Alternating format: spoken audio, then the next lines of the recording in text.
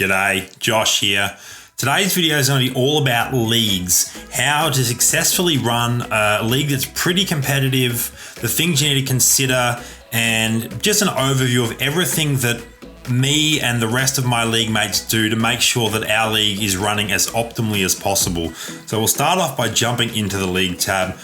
We currently have a record of 10-2. Our first two matches this season were against pretty high teams from last season, so that was a little bit unlucky as everyone was unranked at the start of the season, so we took two pretty early losses, but we've been on a nice little winning streak here.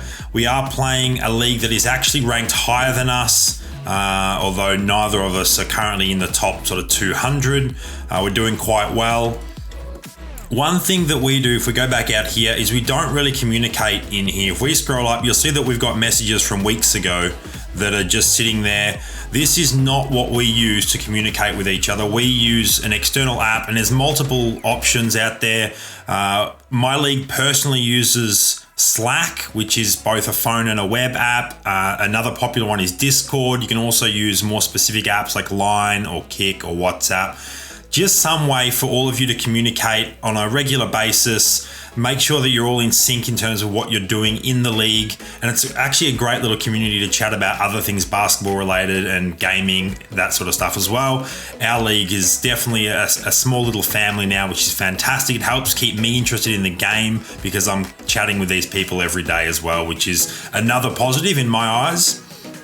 Now, given that the overall this season and last season as well with the implementation of Showdown is quite important, that is one tip that definitely is something you need to consider. The higher team you have, the higher overall team you have, the easier it's going to be for you to perform in league versus league. So if your team on average has a higher overall than your opponent's team, you're probably going to have a nice little handicap or head start there. And scrolling through here, we actually rank, when we're searching for tournaments, we actually rank our guys and girls that we have in a league in the order of their overall. So we have our highest overalls at the top and the lowest overalls at the bottom. That does a couple of things. It makes it easy for us to find matches, and I'll get to that in a second, but it also means that if EA does decide to cut somebody to create a match, which does happen sometimes, then it's going to be one of our lower overalls that gets cut.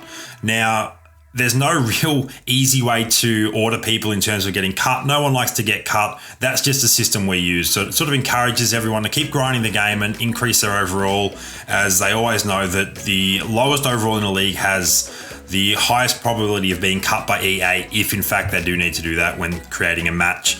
Now, the way that we actually match is we play our equivalent overall. So we can scroll down and we can have a look at this. So currently in our league, we have 5 people that are rated 79 overall.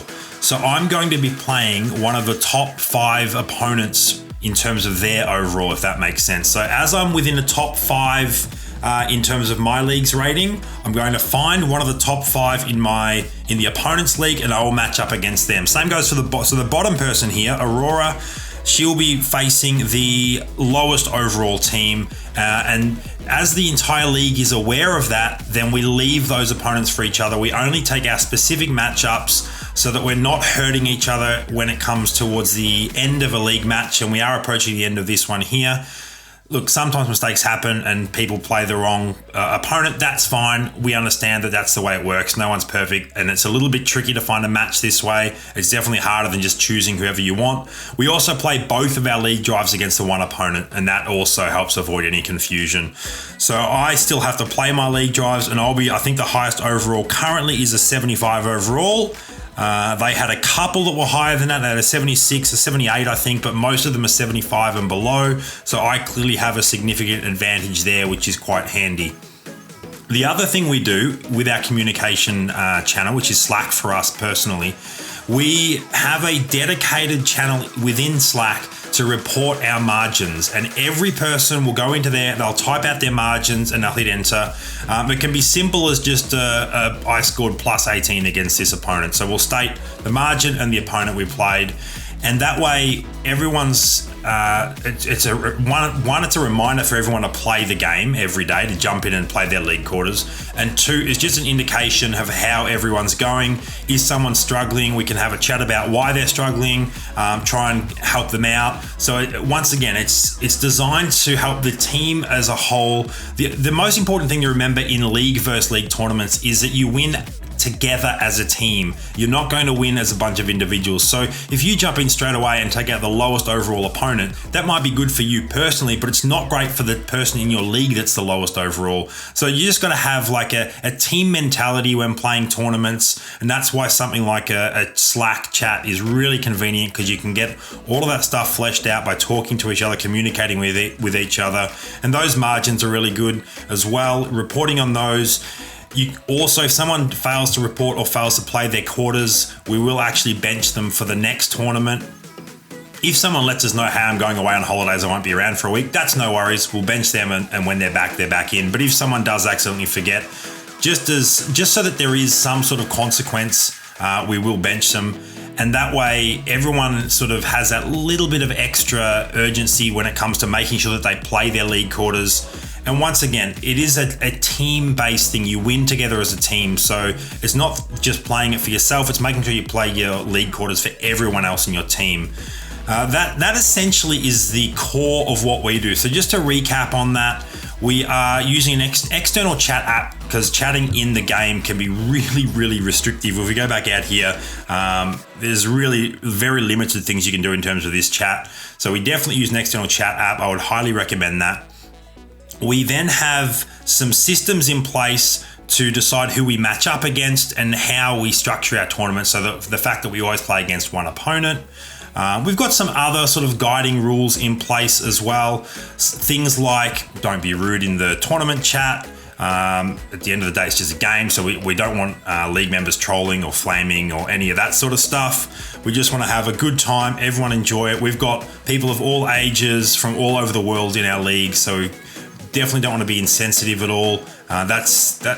Look, not every league is like that, and it sucks when you come up against a league that just spews a whole bunch of random crap into the global chat. Don't engage with it, just ignore it, that's fine. If that's what they need to do to feel like they're good, that's up to them. You don't have to stoop to that level, and we certainly don't ourselves.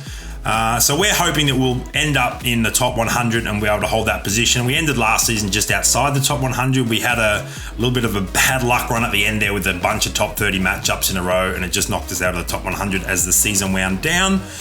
That's the way it is. So we're definitely a semi-competitive league. What have we got? We've currently got 27 members. We like to be around that number. It gives us a little bit of wiggle room. So we're not currently accepting members into Crimea River, but if we do decide to accept more members, that will be announced in my Discord. So make sure you hit up that link in the description below. If you're not already a member of the Discord and you're interested in joining the league, that is the one and only place that I will announce future league applications. So you need to be a member of that to make sure you're aware of when we are opening up more opportunities. But at the end of the day, it's just about culture for us. We have a really friendly, positive culture in our league. All of our members really enjoy chatting with each other. We have fun with the game. We have fun talking about things outside of the game. For instance, a few of us regularly play PUBG Mobile together, which is awesome. We all have interest in basketball and things like that. So it's just about finding people that you can have some common ground with, whether it's your friends in real life, strangers you've met online, whatever it is. Make sure that you enjoy chatting with them and that you have some sort of guidelines for structuring your league tournaments. That's pretty important, and that is sort of what I wanted to get across with this video. And as I sort of touched on earlier, for us, that is following some basic guidelines, having an external chat app, making sure that we report our margins, making sure that we're accountable and that we play every single day, and that we play an opponent who is an equivalent overall to our personal overall.